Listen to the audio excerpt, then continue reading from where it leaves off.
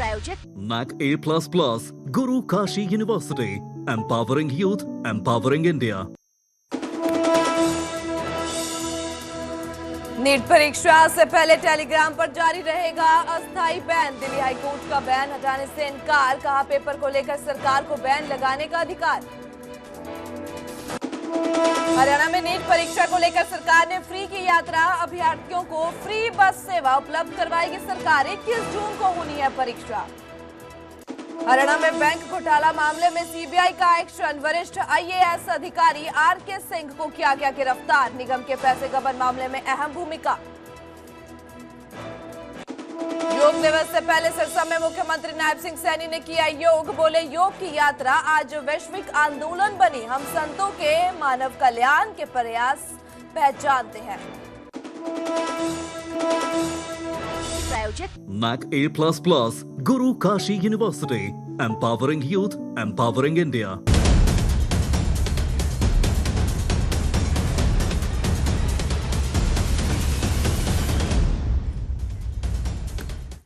नमस्कार, न्यूज 18 पंजाब हरियाणा हिमाचल देख रहे तमाम दर्शकों का मैं अनामिका हरियाणा हिमाचल प्राइम बुलेटिन में बहुत बहुत स्वागत करती हूँ। बुलेटिन का आगाज करते हैं अहम खबर के साथ। खबर जहां हरियाणा में नीट परीक्षा को लेकर बसों में यात्रा फ्री कर दी गई है। अभ्यर्थियों को फ्री बस सेवा उपलब्ध करवाई जा रही है। सरकार की ओर से ये सेवा दी जा रही है। मुख्यमंत्री नायब सिंह सैनी ने ये निर्देश जारी किए हैं। बता दें आपको कि 21 जून को नीट की परीक्षा होनी है, उससे पहले तमाम ये सेवाएं दी जा रही है। सो हरियाणा में नीट परीक्षा को लेकर बसों में यात्रा फ्री कर दी गई है कि वह अपनी इस परीक्षा के लिए आराम से सफलतापूर्वक यहां पे पहुंच सके। सो अभ्यर्थियों को फ्री बस सेवा उपलब्ध करवाई जा रही है। सो मुख्यमंत्री की ओर से ये अहम ऐलान किया गया है अभ्यर्थियों के लिए। और 21 जून को बता दें कि नीट की परीक्षा होने वाली है, महज परसों क्योंकि यह परीक्षा होने वाली है, जिससे पहले ये फ्री बस सेवा उपलब्ध करवाई जा रही है। इसी के साथ बात करते हैं टेलीग्राम पर अभी अस्थायी बैन जारी रहेगा। दिल्ली हाईकोर्ट ने बैन हटाने से इनकार किया है। सो नीट पेपर को लेकर अस्थायी बैन लगाया गया है। बैन के खिलाफ टेलीग्राम हाईकोर्ट पहुंचा था, जहां पर 21 जून को ये नीट की परीक्षा होनी है। उससे पहले बता दें कि बयान जो सामने आया था कि जिस कदर लगातार देखने को मिल रहा था कि पेपर लीक होने के बाद तमाम इन ऐप्स पर सामने आ जाते थे क्वेश्चन पेपर्स और इसका इस्तेमाल किया जा रहा था, जिसके बाद टेलीग्राम पर अस्थायी तौर पर बैन लगा दिया गया था। तो फिलहाल जिसके बाद टेलीग्राम की ओर से हाई कोर्ट तक पहुंच की गई, रुख किया गया और फिलहाल की घड़ी अभी दिल्ली हाई कोर्ट ने बैन हटाने से इनकार किया है कि जब तक परीक्षा नहीं हो जाती तब तक इस पर बैन नहीं हटेगा। सो नीट पेपर को लेकर अस्थायी बैन लगाया गया था। फिलहाल 21 जून को ये नीट की परीक्षा होने वाली है और उससे पहले ये बैन नहीं हटाया जाएगा।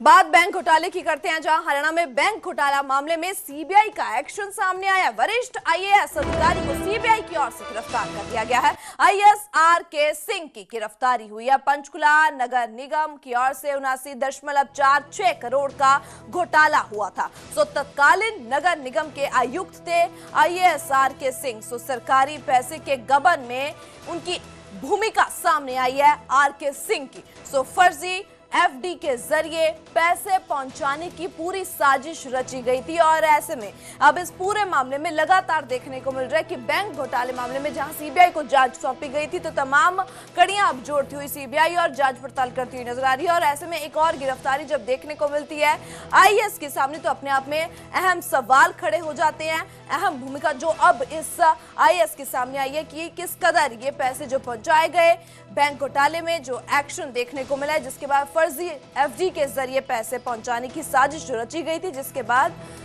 सीबीआई ने गिरफ्तारी की। बात करते हैं हमारा संवाददाता अंकित दुधानी हमारे साथ जुड़ चुके हैं। अंकित, सीबीआई की ओर से लगातार तार से तार जोड़े जा रहे हैं, गिरफ्तारी की जा रही है। ऐसे में आईएएस अधिकारी को गिरफ्तार कर लेना अपने आप में अहम सवाल खड़े करते हैं। क्या कुछ और जानकारी और अपडेट? बिल्कुल, इसमें कोई दो राय नहीं है क्योंकि आईएएस अधिकारी भी इसके अंदर संलिप्त पाए गए और जब संलिप्त पाए गए तो उनकी गिरफ्तारी अब सीबीआई के द्वारा की गई है। हमें जानकारी है कि इससे पहले यही आरके सिंह आईएएस थे और एक प्रदीप सिंह जो आईएएस थे, उन दोनों को सरकार ने सस्पेंड कर दिया था। अप्रैल के महीने के अंदर उन दोनों के सस्पेंशन ऑर्डर आए थे और अब कहीं ना कहीं आर.के. सिंह की गिरफ्तारी हो गई है और भी कुछ आईएएस अधिकारियों के गर्दन पर तलवार लटकी है, क्योंकि उन्होंने गड़बड़ी की है और ये जब सिद्ध हुआ है, कहीं ना कहीं साक्ष्य पाए गए हैं, तभी गिरफ्तारी हुई है। क्योंकि करनाल में कहें या पंचकुला में कहें, आर.के. सिंह के निवास पर छापेमारी हुई, कई वहां से सबूत मिले हैं और सबूत मिलने के बाद ही अब सीबीआई ने उनकी गिरफ्तारी की है और अब एक से के बाद एक तार जो हैं वो जुड़ते चले जाएंगे और उसमें जो भी दोषी हैं, क्योंकि बहुत बड़ा घोटाला था, कोई छोटा घोटाला नहीं था, 165 करोड़ रुपए का घोटाला नगर निगम में था और उसी दौरान ये पिछले जून से लेकर के और अभी अगर मार्च तक की बात करें तो आर.के. सिंह ही वहां कमिश्नर के तौर पर कार्यरत थे। तो उन्हीं के जो फर्जी चेक जो उन्होंने दिए और शेल कंपनियों को दिए, एफडी बनवाने के नाम पर दिए, लेकिन एफडी बनी नहीं, तो कहीं ना कहीं पूरी इसके अंदर वो संलिप्त पाए गए, इसीलिए अब वो गिरफ्तारी हुई है। जी अंकित, ऐसे में अब आगे की क्या कार्रवाई देखने को मिलेगी आर.के. सिंह के खिलाफ? बिल्कुल, अब गिरफ्तारी हो चुकी है और अब केस चलेगा और गिरफ्तारी होने के बाद केस चलता है और आगे देखा जाएगा कि वो क्या इसके अंदर, पूरे केस के अंदर जब दोषी पाए जाएंगे तो कहीं ना कहीं सजा का भी प्रावधान होता है और नौकरी से भी डिसमिस भी किया जा सकता है। और अभी इसके तार किन किन आईएएस अधिकारियों से और जुड़ेंगे वो भी अभी देखना होगा। जी तो बिल्कुल ऐसे में माना जा सकता है कि और इस बैंक घोटाले मामले में गिरफ्तारियां मानी जा सकती है।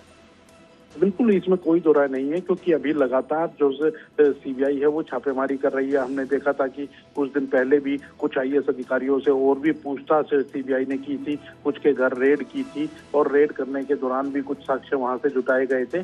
तो अभी लगातार कार्रवाई जारी है, क्योंकि मैंने जैसा पहले भी बताया कि बड़ा घोटाला है और बड़ा घोटाला जब निकल करके सामने आया तो जहाँ सरकार की किरकिरी हुई और किरकिरी होने के बाद सरकार ने पहले एंटी करप्शन ब्यूरो को जांच का जिम्मा दिया, लेकिन जब आईएएस अधिकारी उनके अंदर संलिप्त पाए जा रहे थे तो मामला सीबीआई को दे दिया और सीबीआई अब पूरे मामले की जांच कर रही है और जो भी उनके खिलाफ सबूत मिल रहे हैं तो उनको गिरफ्तार करने जैसा भी काम कर रही है। जी बिल्कुल अंकित, आपका बहुत बहुत शुक्रिया तमाम जानकारी के लिए। तो ऐसे में अब लगातार सीबीआई की ओर से जांच पड़ताल की जा रही है। सो फिलहाल इस पूरे मामले में अब आईएएस आर.के. सिंह को गिरफ्तार कर लिया गया है।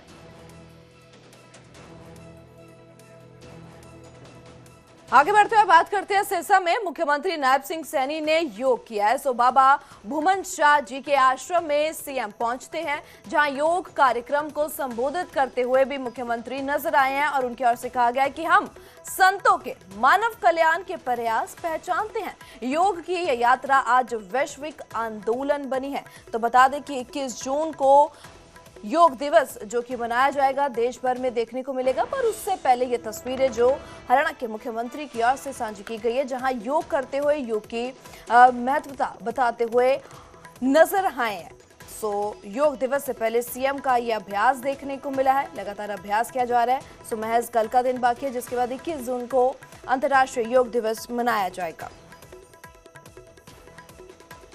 जो हमारे ऋषि मुनियों ने कोई मानवता के कल्याण के लिए दिया। अभी हमने महर्षि पतंजलि योग उसको नमन किया है। हजारों साल पहले हिमालय की टकराव से शुरू हुई ये यात्रा आज वैश्विक आंदोलन का रूप ले चुकी है।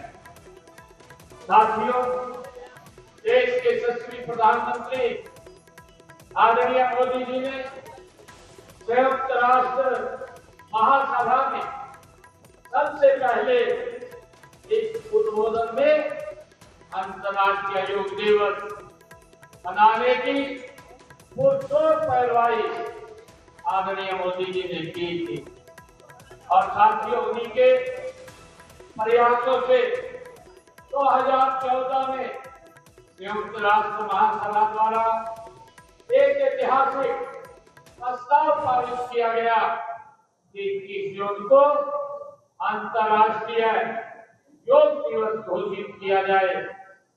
साथियों, उस समय जब ये अंतर्राष्ट्रीय महासभा के अंदर प्रस्ताव आया, प्रथम दृष्टया में ही 177 देशों ने प्रस्ताव का समर्थन किया और आज दुनिया का हर देश, दुनिया का हर व्यक्ति आज इस योग के साथ जुड़ा है।